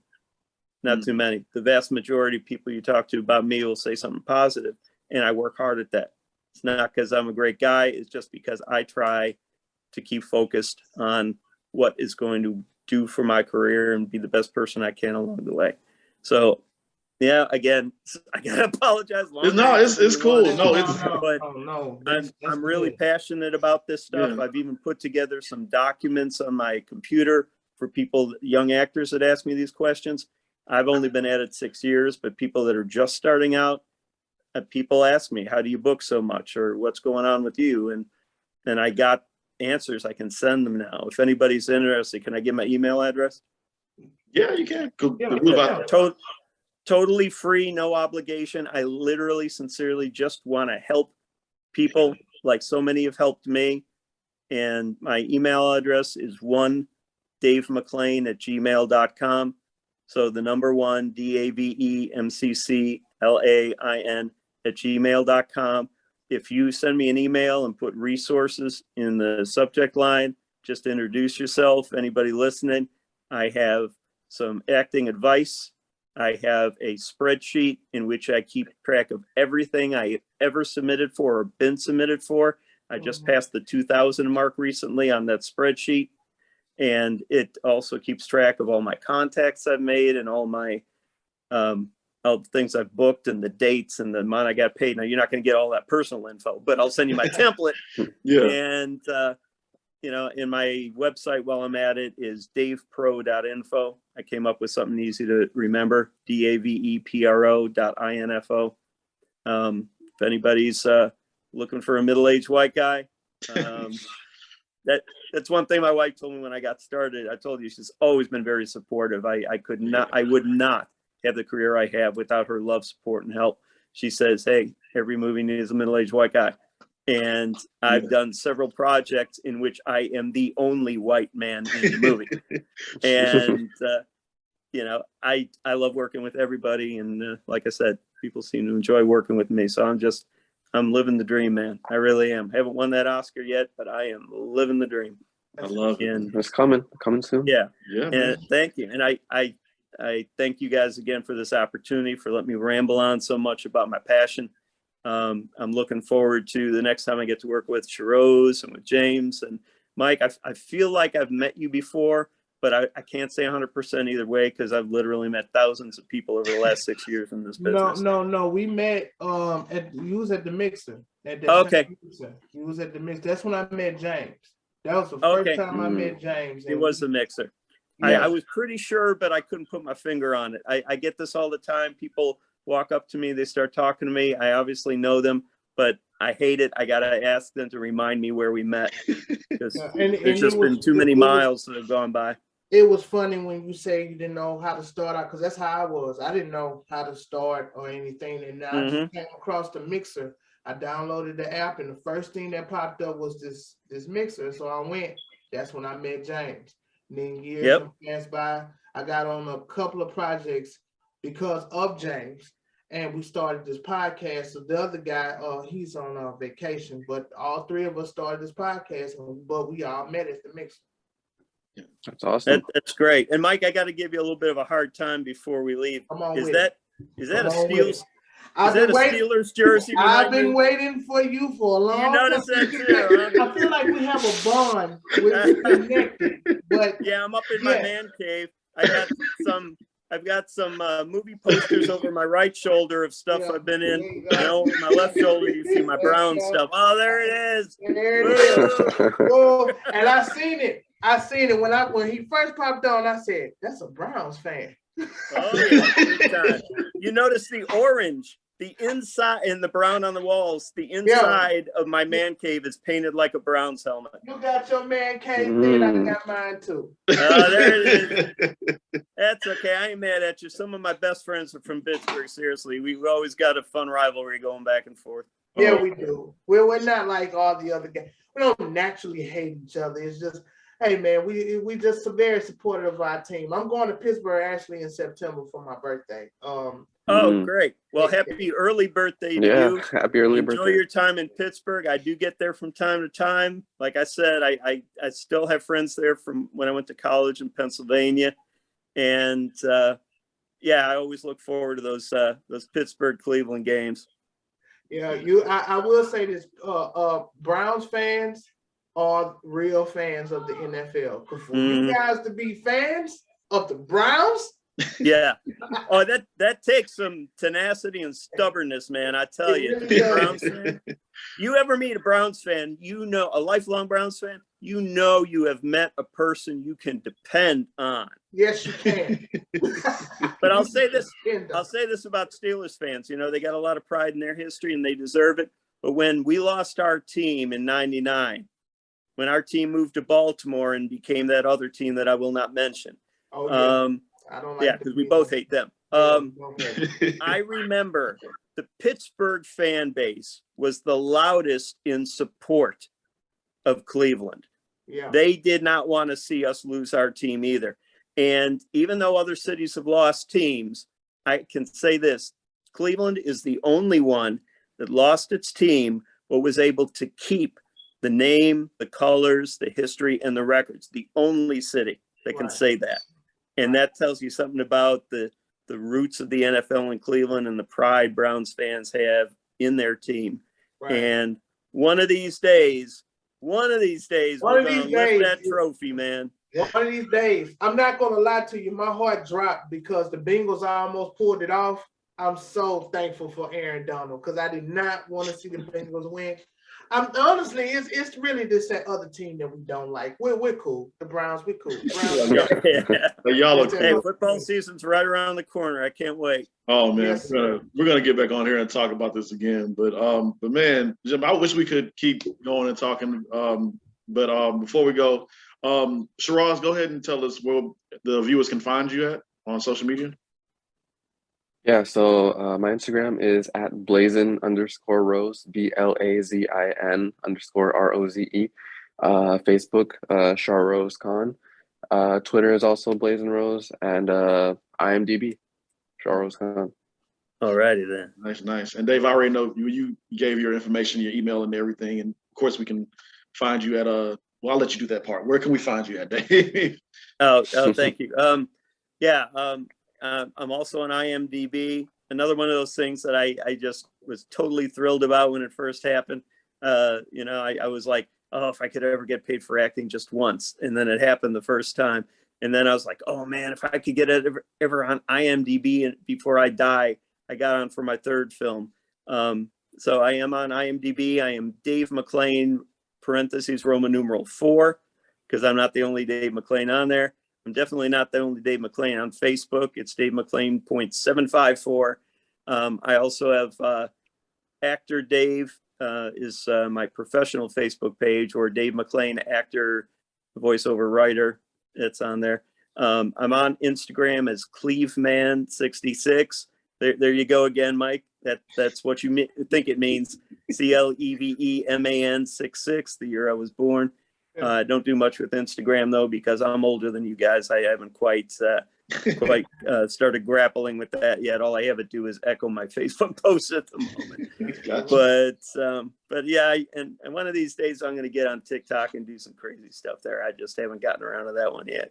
Oh. But yeah, I'm out there. But the main thing is I'm working in Houston, all over Eastern and Central Texas. Fortunately, once in Atlanta.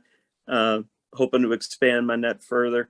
So, anybody watching, listening, I can tell you and promise you that I'm passionate about every project I do, whether I have one line or whether I'm the lead. It doesn't matter to me. I've literally said to directors who were apologetic for not giving me a bigger role, I said, man, I want to serve your project in wherever you think I fit best. Gotcha. And I mean that sincerely. You can't always be the lead. And you can't even always have a line, if it's something you believe in and want to do and they want to work with you, you want to work with them, go for it, man. Yeah. Especially if it's a quality project. Come on. We're in this thing to have fun, right? If you're in it just to make money or just to win the Oscar, you are wasting your time, because that happens to such a small percentage of the people. And it is so much of it goes on that's beyond your control.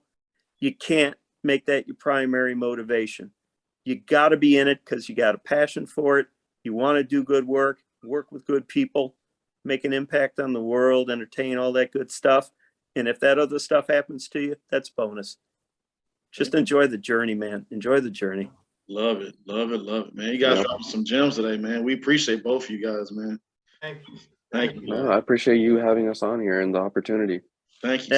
Absolutely. Great to talk to you guys. I hope I didn't take up too much of your time, but this has been fun. Yeah, this has been fun.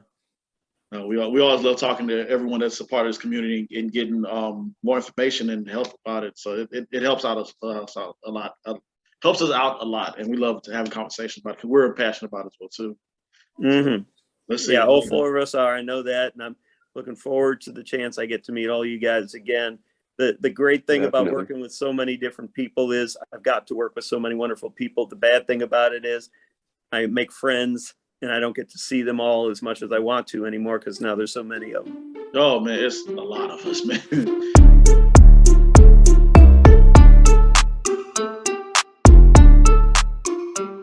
All right, ladies and gentlemen, we're about to go ahead and get into who gets the Just Acting Up Award. Of course, our other compadre, Chris, is not here, so I'm going to take on those duties. I'm going to try to do some justice. I'm pretty sure he's going to grade me a score level of but I'm going to try to do the best I can, man. Y'all bear with us. Oh, man, I don't get to hear Chris's jokes today. I'm going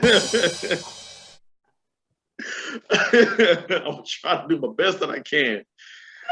Oh, man. So, man, have you been keeping an eye on what's been going on with these doggone Muppets and Sesame Street characters? All I know is a lot of pissed off parents. And honestly, they have a right to be mad. Yeah, because Yeah.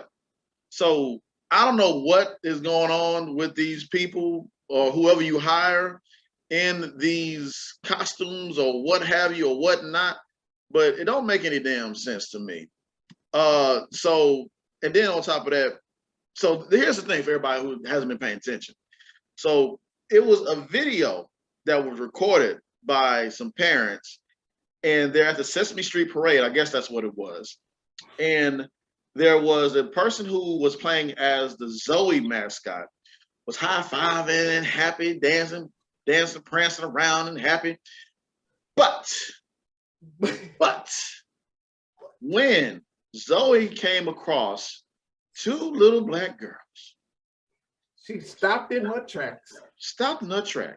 Somebody tried to give her a high five. She's no, and she looked away. Like, Heisman on them. Wow. Heisman. Hit that Heisman on them. Yeah. Boom. Man, those little girls look so sad and just hurt all around. And this hasn't just been happening right there. It was some other characters that was doing. Some other little Muppet characters. I saw one guy, I don't know what Muppet that was, or who character that was. It was a little baby, probably no taller than 1 foot. It was just like this. And he walked up, arms like this, and he put his little belly all on the baby like that, knocked it down. I don't know what the person was thinking. And you can't sit up there and tell me that I don't care what costume you in, you know it's a little kid. It's gonna give you a sense of like, let me not, be overbearing with this toddler or whatever. Right. You're gonna put your belly on my baby and think I'm not gonna see you about it. I will fight a Muppet. I'll fight a mascot, man. Fight a Muppet. Yeah, buddy. It's hard to say that race didn't have anything to play with this because it's like blatantly right there. It's blatantly right there in their face. I don't know who they designed to be a Muppet. Like, oh, you're a Muppet. Okay. Do you go through any kind of psychological, any kind of evaluation? Yeah. Or they just give you the costume and say, go for it. That's what I'm trying to figure out. We got to be careful here, okay? Oh my goodness. We got to be really careful because I'm pretty sure that the Disney, you went to Disney World. Yeah, I was Did you see Mickey Mouse? How was Mickey Mouse behavior, or Goofy, or Daffy, or not Daffy? That's Looney Tunes. Everybody was on point. They stayed in character. That's good. And it's hot. It's hot outside in Florida. Mm-hmm. And I'm pretty sure, bro. And I'm pretty sure it was cooking inside that get up or whatever it was, man. They stayed in character. They gave you high five. I took a selfie with Pluto. I'm dancing and dabbing up Mickey and Minnie, all of them. The Chipmunk came out. The Miss Incredible and all of them came out. I started thinking about Miss Incredible. My bad. I'm sorry. Okay, James. Give focus. Give that focus. Stay focused. Let me stay focused. But yeah, everybody was on their best behavior. Drake. So I'm just saying, man, y'all gotta do better. And then on top of that, the statement they sent out was trash too. I can't find the statement, but it was trash. So with that being said, was that the same statement that had the letterhead of Big Bird on the thing, or was that a joke? I think it was. I can't remember, but I like how they used Big Bird on it, and not the character that that called. Exactly, because Big Bird didn't have nothing to do with that. No, at all. You gonna send the one that everybody like. You gonna put Big Bird in there. Send the one that all everybody likes. Send out Big Bird. Send out Elmo. So. Well, you know what? It's not surprising to me about Sesame Street, because at the end of the day, look how they treat the Grouch.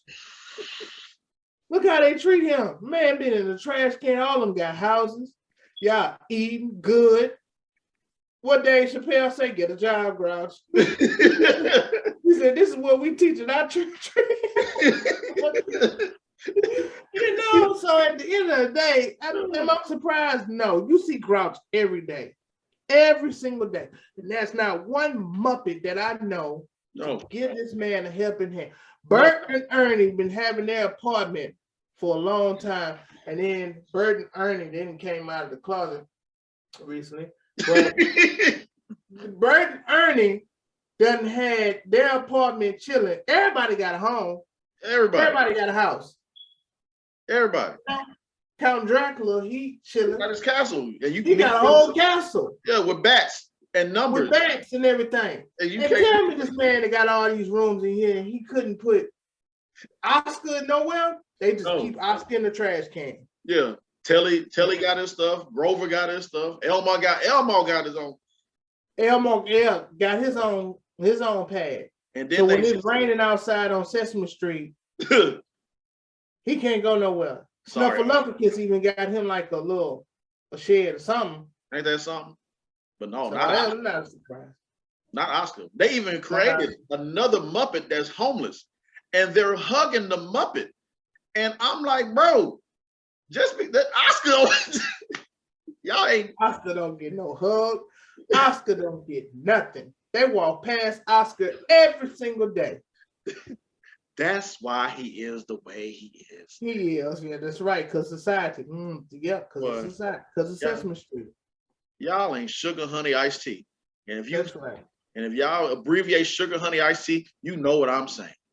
Got to be better. With Dave Chappelle, I never want to go to Sesame Street. Don't take me to Sesame Street. Stand you. Oh man. All right, y'all. We about to go ahead and get into the balancing act. So y'all stay locked in to the Just Acting Up Show.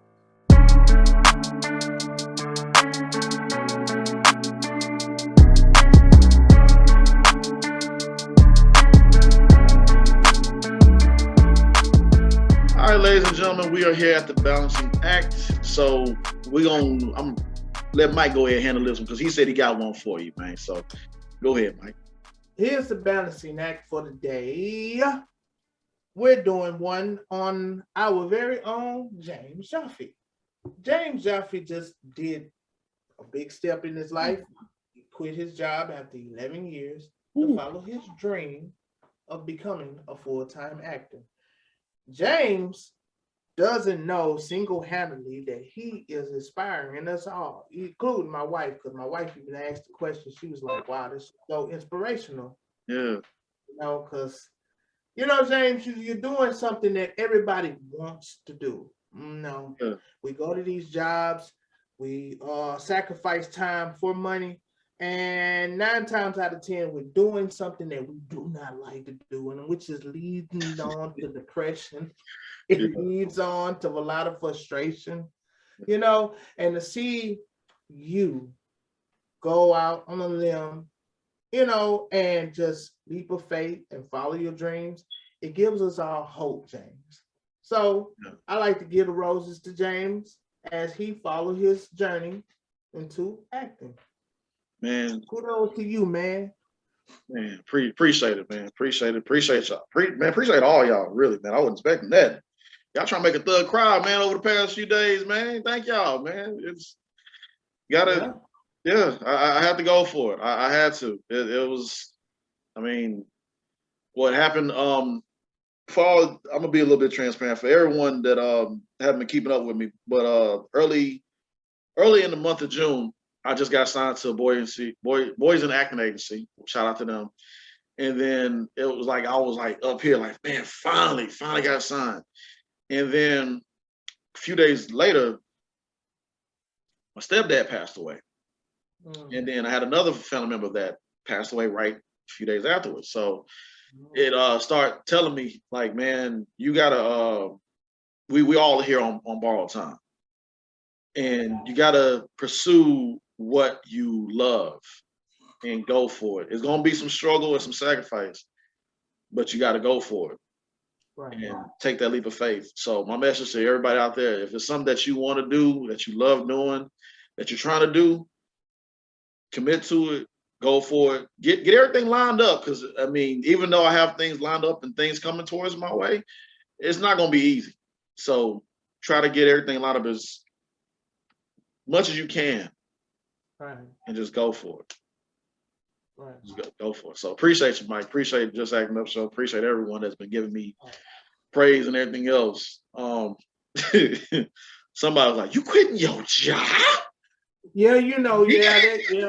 And I'm gonna tell you something, James. You're very brave, not just only for just doing that, but you're brave for like you have you have confidence in what you're doing so much to where you don't mind sharing it. I'm pretty sure people at your job knows I'm an actor.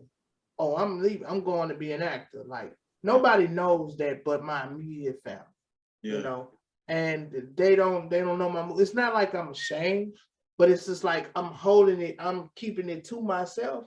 Yeah. Because I want to be able to go on my journey without have to hearing that. You know, because I feel like if I hear that, that's gonna mess me up. But with you, you got confidence enough to say, "Man, I'm gonna be an actor. This is it. I'm gonna be a full-time actor." You post it. You let everybody know about it. You really don't care, you know, and I don't care neither, but at the same time, like to protect my own sanity, my mind, because this journey is what it is. It's a struggle. Yeah. You don't want anybody's ideas or fears to be put on place on you. But with you, James, you like, fuck that. I'm going to be an actor. Oh, you gonna do that? Yep. You gonna quit your job after 11? Yep. Yep. I'm gone. Yeah. I might leave right now. I might not even make it for my 2 weeks. I had some moments. I had some moments. I like, boy, I gotta give you no 2 weeks notice, to be honest with you. I quit right now. Yeah, I quit right now. That's why I tell people when you follow your dreams, you gotta be patient. You gotta be steadfast. You gotta be prayed up. You gotta have that, man, because that's you know, it's a journey. It is a journey, especially when you're on these jobs. You definitely gotta have patience, because you'll be ready to quit. Once you follow your dreams, boy, man, you'll be ready to quit. You know, hey man, hey, I'm gonna be a lawyer. Goodbye. Oh, I'm gone. Get out of my face. I'm out of here. I'm following my dreams. Man, I'm gone. So y'all go for it, man. You only got one life. That's it. Go for it. Right.